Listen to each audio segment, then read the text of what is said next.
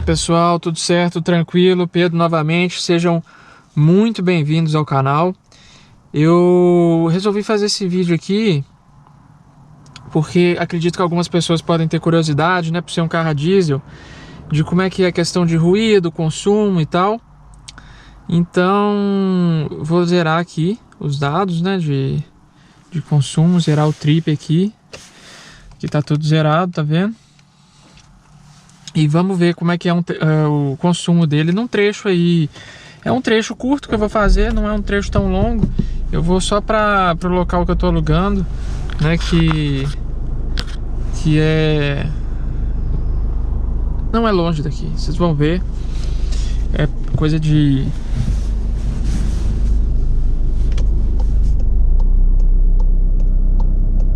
mas vai ser um consumo misto, isso que é legal, tá? Vocês vão ver um pouquinho de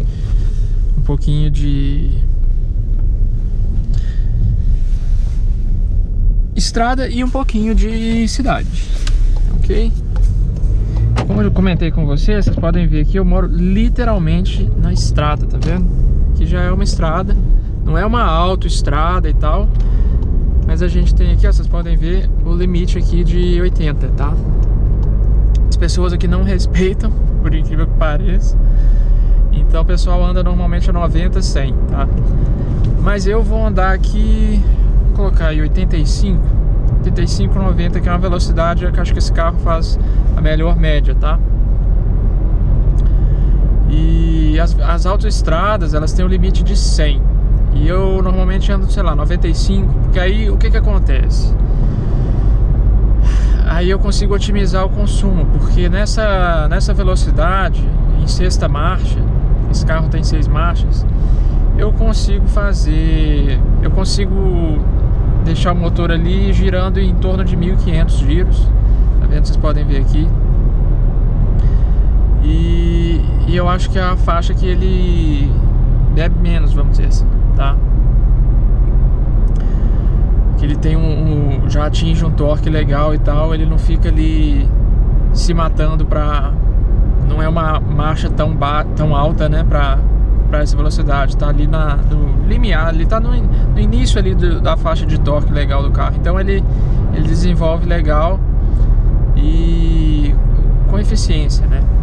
Mas enfim, é um carro que não gira tanto, né, por ser gasolina, como vocês já devem ter visto alguns carros, caminhonetes, sei lá, caminhonete principalmente, né, porque no Brasil infelizmente a gente não pode ter carro de passeio a diesel, né, só utilitários e tal. Mas enfim, aqui ó, ele vai girar, tá vendo, até 5.000 é minha faixa branca, vamos dizer assim.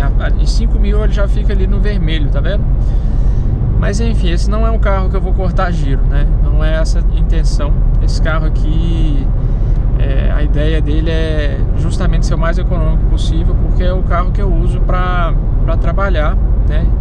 E eu até comentei no vídeo passado, né? Quem não viu, vou colocar o card aqui em cima, que alguma das coisas que eu comentei, né? Eu foquei mais na questão do que quebrou no carro nesse período e tal, que eu tô com ele, que já fiz 50.000 quilômetros em pouco mais de 6 meses, né? Então assim, quem quiser já pode acessar lá. Mas aí é por quê, né? Porque eu dirijo, além de morar longe de onde eu trabalho, eu dirijo para Lyft e Uber, sabe?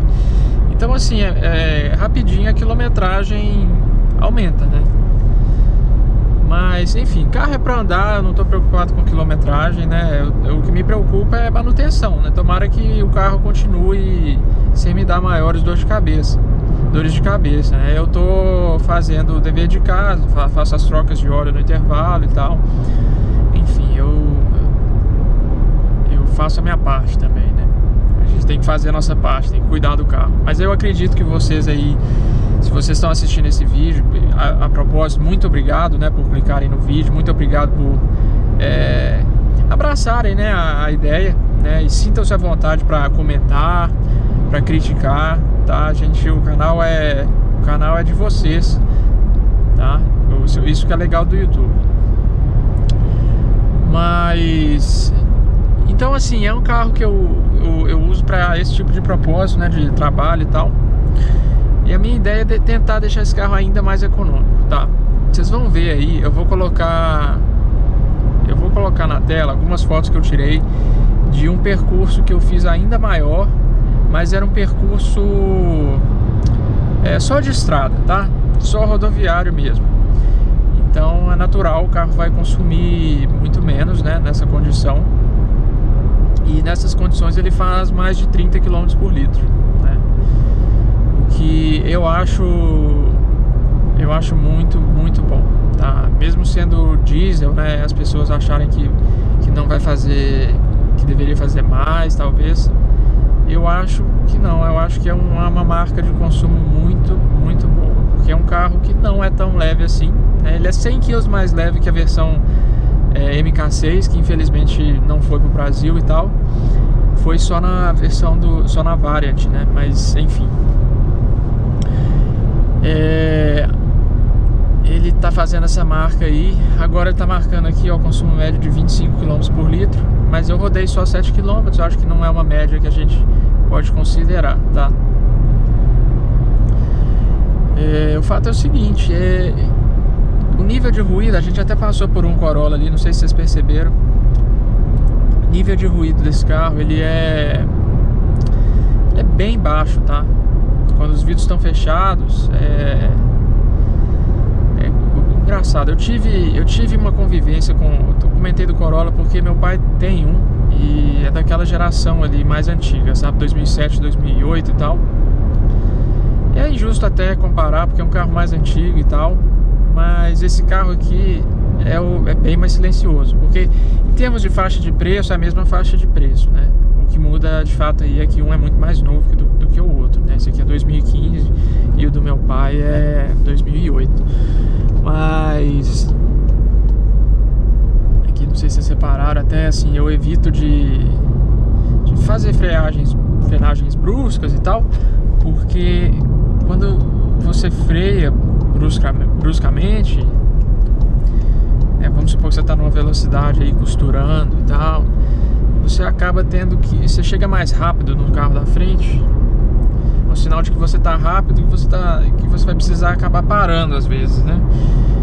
Então eu tento retardar a frenagem e tal, para usar a inércia do carro, né, a meu favor.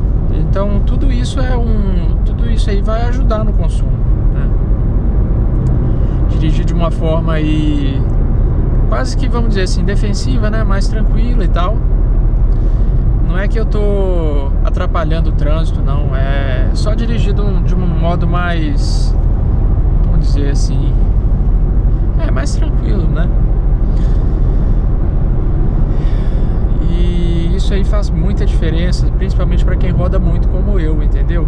Não é que eu sou pão duro, não, mas olha, para quem roda aí 6 mil quilômetros por mês, de 6 a 10 mil quilômetros por mês, vai fazer diferença, entendeu? Ah lá, tá com 31 agora. Mas enfim, o que eu acho, outro ponto que eu tenho a comentar com vocês, eu ia até fazer num vídeo separado, sabe? Mas já que vai levar um tempinho daqui lá, dá tempo de comentar isso com vocês.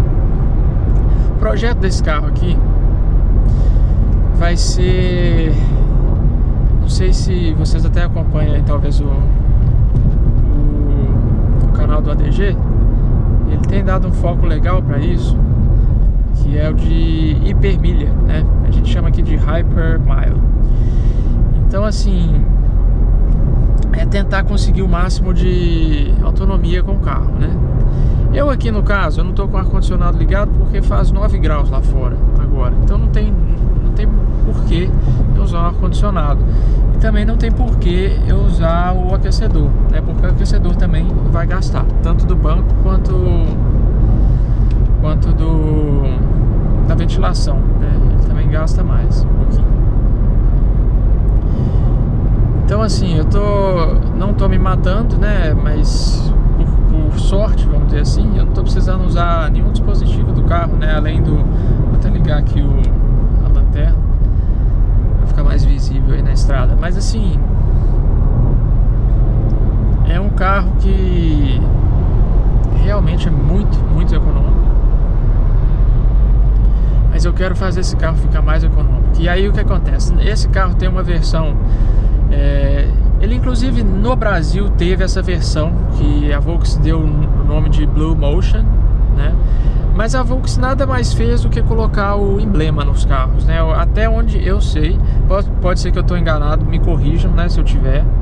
Mas eu acho que ela colocou essa plaquetinha nas versões 1.4 turbo por serem a versão na época mais econômica do carro e por ser uma versão lá voltada para economia, né? Pela questão de downsizing e tal. Então, eles colocaram essa plaquetinha, mas não fizeram nada de, vamos dizer assim, de diferente. Na Europa, eles têm muitas opções de motores que nós não tivemos aqui, que o Brasil não teve. O Brasil acho que teve até muito, a gente pode dizer que teve até mais opções, mais interessantes, mais opções de motor desse carro. A gente só teve a motorização 1.8 DSI, que não foi para o Brasil, e a diesel, só. E a 2.0 turbo do GTI, né? A gente não teve 1.0 turbo, não tivemos 1.6 aspirado. Então assim, a gente teve menos opção. Mas o fato de ter o diesel, eu não posso reclamar. Quando eu fui comprar esse carro, não tive tanta opção, eu queria o diesel. Então minhas opções eram reduzidas, porque o pessoal não compra muito carro a diesel aqui. Sabe por quê? O preço do diesel aqui é mais alto do que o da gasolina. Só que no carro a gasolina, por mais que ele seja turbo e eficiente também, tenha uma média de consumo legal, não chega nem perto dessa média aqui. Então, assim, no final do dia, esse aqui, o custo do quilômetro rodado, eu vou fazer um vídeo para vocês terem uma noção.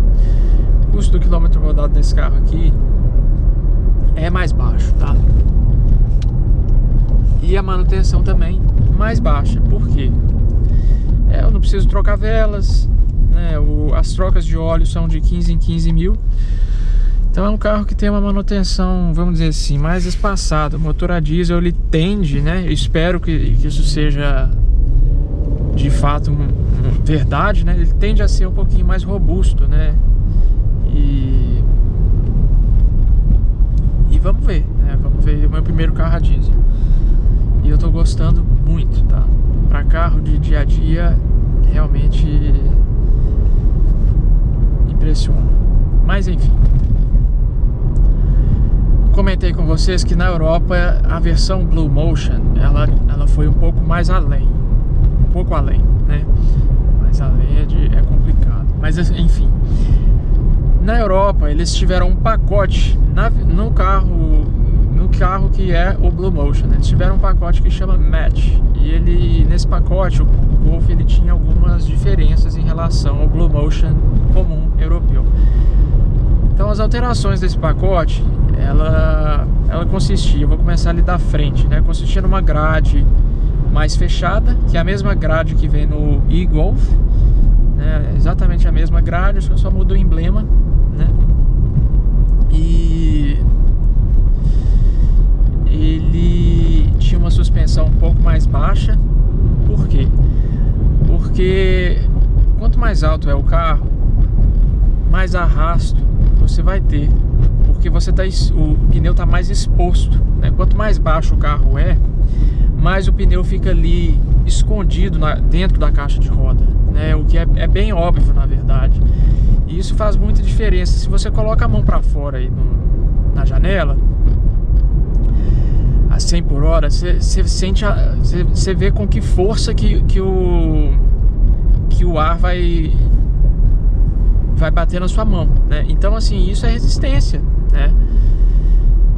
E se você diminui às vezes 1 polegada aí na altura do carro, que é o que normalmente as molas esportivas diminuem, né? Você vai ter uma redução considerável de área de contato, entendeu?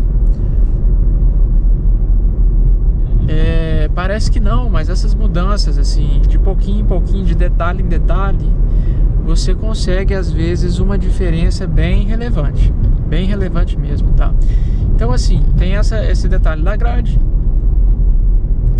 tem o detalhe da suspensão que é mais baixa, tem o detalhe de que ele deixa de vir com o step de uso temporário, com as ferramentas ali para troca, né? E passa a vir com um compressor de ar, tá? Assim como nos vários Audi, né? Eles vêm com compressor de ar, então eles fizeram isso para economizar, para reduzir o peso do carro, né? E fazer o motor trabalhar um pouco mais folgado, né? Aí você vai me dizer, mas isso aí vai reduzir o que? 10 quilos, talvez 15 quilos. Reduz muito pouco mesmo. Mas, novamente, é de detalhe em detalhe que você vai conseguir uma melhora significativa, tá? Outro detalhe, ele tem o Blue Motion Matte, ele tem o aerofólio, mesmo aerofólio do Golf GTI e do Golf R, né? E aí vocês vão dizer, poxa, mas o aerofólio o que tem a ver? O aerofólio, de fato, o aerofólio, a função principal num carro, né, de fato esportivo e tal, a função principal do aerofólio é gerar downforce, né, para manter o carro ali preso no chão, a traseira principalmente e tal. Mas ele tem também uma função aerodinâmica, porque não sei se vocês já repararam, o carro do meio para trás, ele vai afunilando um pouquinho. E isso, querendo ou não, isso aí faz sentido com a aerodinâmica. Tá? É como se fosse bem grosso modo, vamos dizer assim, uma gota, né, que vai afunilando ali. Porque a gota, ela acaba assumindo um formato mais, vamos dizer assim, aerodinâmico, né? Por conta ali da gravidade e tudo. Então assim, faz sentido, tá? Você alongar um pouquinho o limite da traseira ali e afunilar ao mesmo tempo. Então assim, faz sentido que seja ligeiramente bem sensivelmente mais aerodinâmico, né? Então assim, eu pretendo fazer essas alterações, algumas delas eu já fiz, tá? Mas ainda não fiz todas elas, tá? Aqui a gente vai começar a subir um pouco.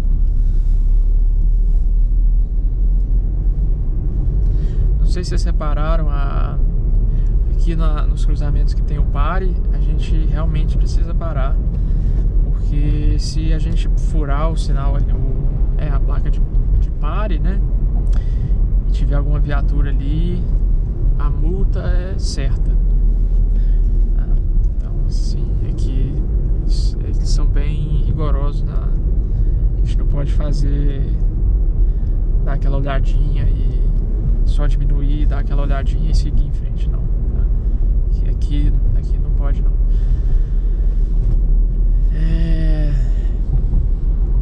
Mas é isso, pessoal, vocês vão ver que o consumo vai diminuir um pouco, né, porque a gente está subindo e tal. Aí já caiu para 30.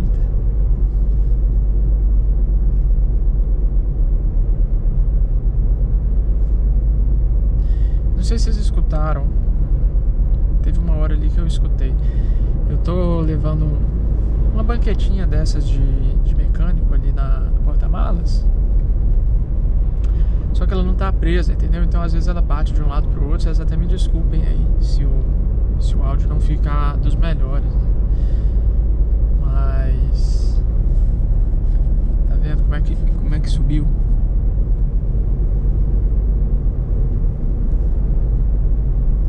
Essa cidade aqui, ela é bem industrial, sabe? Ela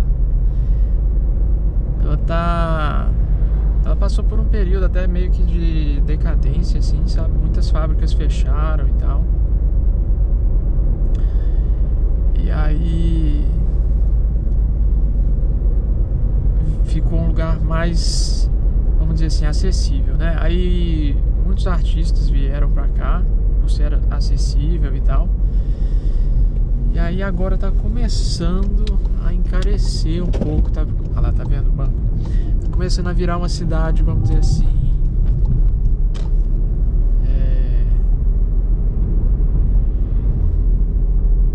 meio que hipster, vamos dizer assim, como se fosse, sei lá, o Brooklyn lá no...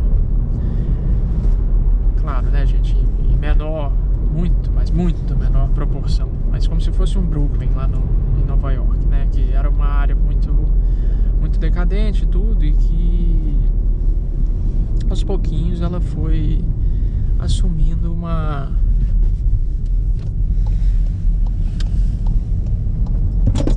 Eita, tá vendo? Devia ter prendido. Ela foi assumindo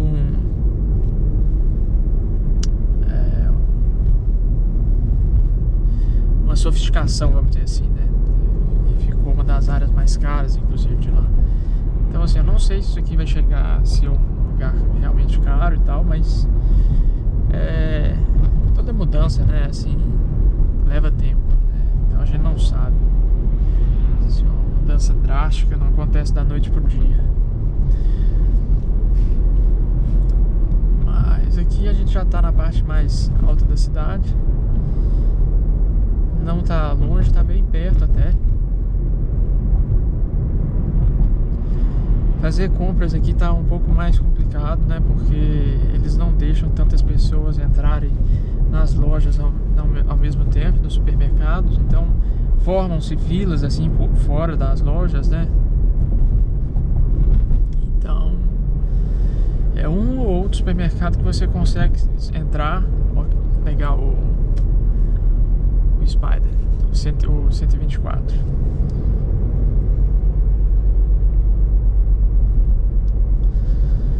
Baseado no Miata, né? Aquele carro ali deve ser muito gostoso de guiar, né? Tração traseira e tal, leve.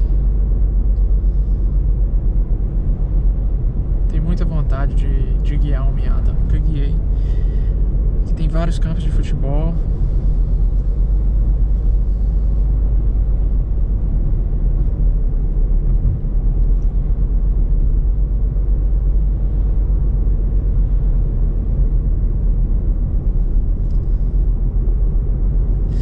Mas é aquela questão, né? É engraçado, a gente, por mais que a gente goste, seja apaixonado, totalmente perdidamente apaixonado por carro, né? Assim, fissurado mesmo.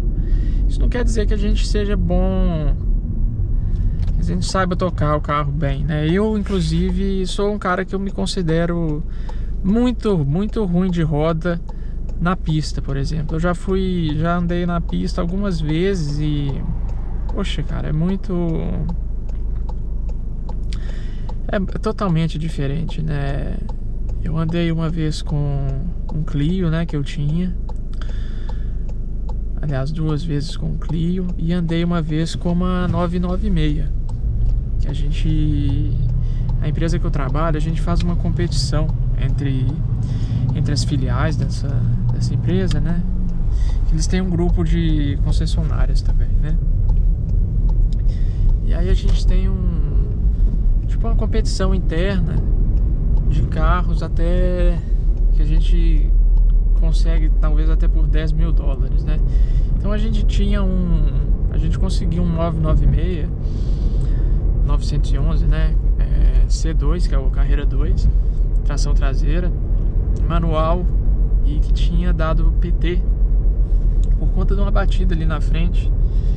Mas assim, não chegou a afetar a estrutura do carro, não, sabe? Deu PT porque as peças são muito caras.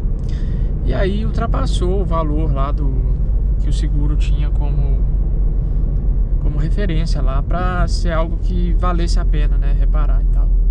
Então a gente pegou esse carro aí que deu PT e virou o nosso carro de competição, né? Então eu dei umas voltas com ele já numa pista que a gente tem aqui.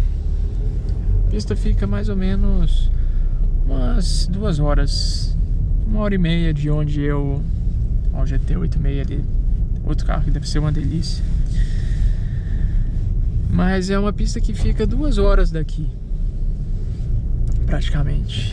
E eu dirigi essa 996 lá, mas cara, ela é toda aliviada e tal, nem é tão forte não, é quase que original, tem só escapamento praticamente.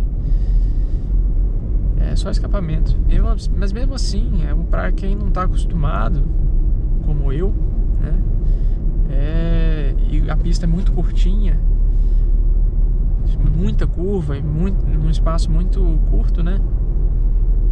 É um negócio difícil. Eu achei muito difícil. Tenho uma vontade muito grande, inclusive, de fazer olha, quase que eu passo conversando aqui, distrair. Tenho muita vontade de fazer um curso de pilotagem, sabe? Ver se eu aprendo um pouco, porque é frustrante um pouquinho, né? Você gostar de carro e não ter a habilidade para tocar o carro numa condição extrema, assim, de pista e tal mesmo. Mas aqui, fiz 28 km por litro, consumo aqui de, vamos dizer, 70% estrada, talvez, e o restante de cidade, né? Então, pessoal, devo até estar com a marca aqui da câmera. É isso, eu queria agradecer, né, se vocês ficaram até aqui, agradecer mesmo. É isso que motiva a gente. Podem comentar, comentem aí se ficaram, né? Comentem de onde vocês são, se gostaram do conteúdo, se vocês querem ver algo específico que eu posso, sem problema, né, tentar mostrar, trazer para vocês. E cliquem no joinha, porque se puderem, né? Porque vocês não têm noção do tanto que ajuda, principalmente nesse início, sabe? Chega a ser assustador, assim, o tanto que é difícil, né, a gente crescer no YouTube. Eu faço assim porque é um negócio que eu gosto dessas coisas que eu tô mostrando pra vocês, então, e eu sempre tive curiosidade também, né, de como que seria assim, essa realidade fora e tal, de quem gosta de carro e tal. Então por isso que eu resolvi compartilhar, né, assim, é um canal pequeno e tal, eu não tenho tanto recurso, não tenho parceria nenhuma, mas resolvi fazer isso aí, né? Não tem nem fico tão à vontade ainda diante da câmera, né? Eu sempre tive dificuldade de falar em público e tudo. Então, assim, pra mim é desafiador, mas é gostoso. Tô gostando de fazer. Então, se vocês estiverem gostando de assistir, né? Coloque aí pra gente. Se inscrevam no canal, cliquem no sininho, né? E eu vou deixar aqui com vocês um abração. E até o próximo vídeo, tá certo? Até mais!